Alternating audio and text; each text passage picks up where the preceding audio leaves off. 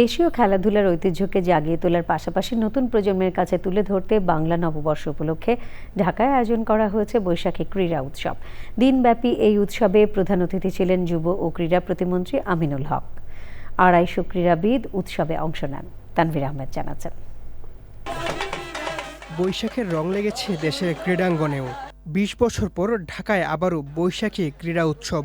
পল্টন ময়দানে উৎসবের উদ্বোধন করেন যুব ও ক্রীড়া প্রতিমন্ত্রী আমিনুল হক। আগামীতে সারা দেশে এই উৎসব ছড়িয়ে দিতে চান ক্রীড়া প্রতিমন্ত্রী।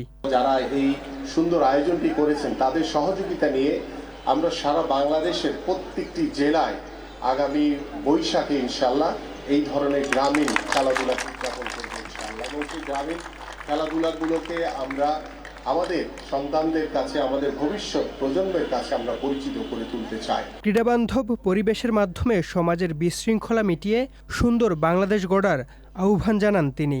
বাংলা নববর্ষে শপথ নিব যে আমরা মননশীলতার মাধ্যমে, আন্তরিকতা, ভ্রাতৃত্বতার মাধ্যমে আমরা যাতে একটি সুন্দর পরিবেশ বজায় রেখে আমাদের যে সমাজের যে বিশৃঙ্খলাগুলো রয়েছে সেগুলো দূরে ঠেলে দিয়ে আমরা এগিয়ে যাব ইনশাআল্লাহ।